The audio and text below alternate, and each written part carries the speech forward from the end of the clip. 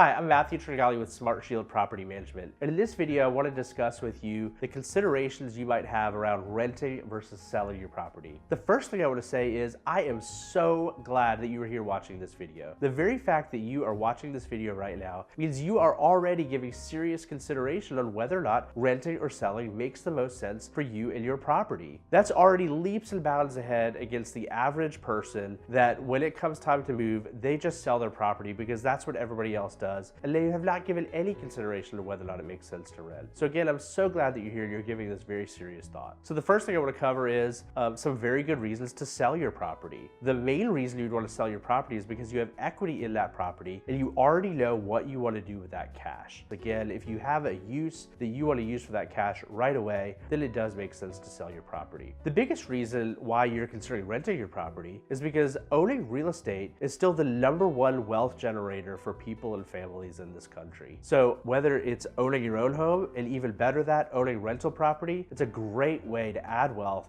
and put you in a great position financially for the future. Some of the ways that that works is the monthly cash flow that you could create. So one of the analysis that we'll want to do by looking at your property is how much cash flow can you get coming in every month out of that property by renting it out. Other ways that you create wealth through continuing to own that property is through principal pay down. So even if you're not making much in the monthly cash flow, if you've owned this property for a number of years already, then you're probably pretty far into your mortgage and you're making a good chunk of payment on your principal every month. So if you have somebody else essentially paying your mortgage for you and you continue to pay down that principal, it's a great way to add to your long-term financial wealth. And of course, the other way that you're going to add to your wealth by owning this property is by future appreciation. So even as the real estate market may ebb and flow, long-term it is very consistently appreciating. And if you hold on to this property for a long time, it'll be a great wealth creator for you. So that's the big reason why you'd want to keep this property and rent it out. Now, renting isn't for everybody. So here are some things to consider and think about whether or not you want to become a landlord. So the first thing you want to consider here is, what are your future housing plans? Are you moving out of town? You may want to move back into town, and eventually you may want to move back into this property. That might be a consideration of keeping it even for a short-term basis. You know, other factors of moving out of town and what you want to do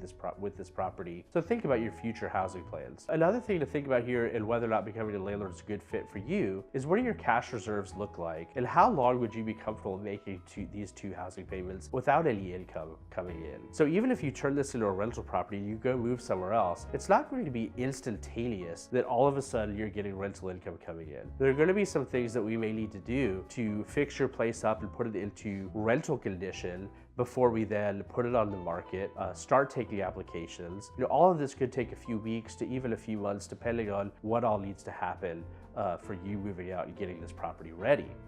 So, you know, most analysts would tell you to have at least 6 months cash reserves in place for you to cover these expenses. That could be on the conservative side, but I would say you do want to have at least 3 months cash reserves that you feel confident and comfortable in that situation. You also want to have long-term cash reserves so that even once that income is coming in, you're going to feel comfortable with the fact that you may have an HVAC that goes out on your current property, on your new property that you live in, and an HVAC that goes out on your rental property, and might have a lot of expenses all at once. So these are things to factor in whether or not you're comfortable with the ebbs and flows of your cash flow. The other thing that you may want to factor in is, what is the overall market conditions on rentals versus sales? Now this is tricky because on any given narrow window of time, things may look a certain way, but it's hard to predict the future. So we may look at the market and say, hey, this is a really hot sales market. I want to tap in and sell now. And then 3 years may go by and you may have regretted it, and maybe the market went up or maybe the market went down and you were a genius. But it's really hard to predict. And that's why whether it's the stock market or whether it's rental property, it's always best to really take the long-term outlook here. And so if you can really factor in not just what you think might happen to the rental or sales market over the next, say, 1 to 3 years, the better thing is to confidently know what will happen over the next 20 years, which is prices are going to keep going up. So if you can keep fixed costs and then higher income and higher appreciation,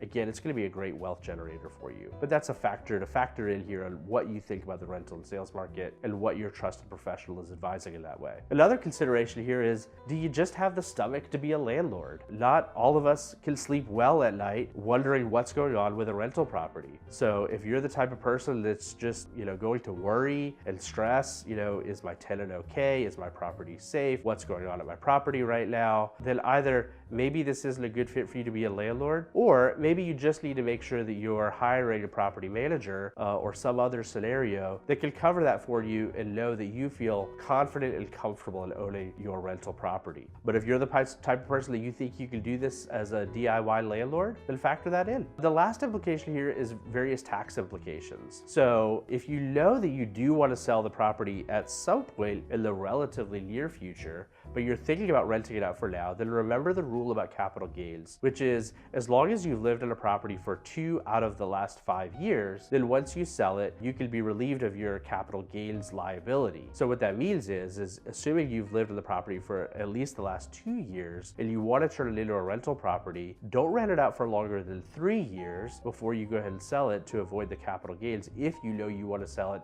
at some point in the next 3 years. Otherwise, hold on to it on a long-term basis. The other option is to do a 1031 exchange. And this is where you sell one investment property, but immediately take the proceeds from that sale, invest it into another investment property, and basically transfer your tax liability to that new property. There are other considerations we didn't get to in this video, but if you want to talk through any of your options with your property, if you want to look at some cash analysis on whether or not your property is a good investment property for you long-term, please reach out to us anytime at Smart Shield Property Management, the intelligent investor's choice.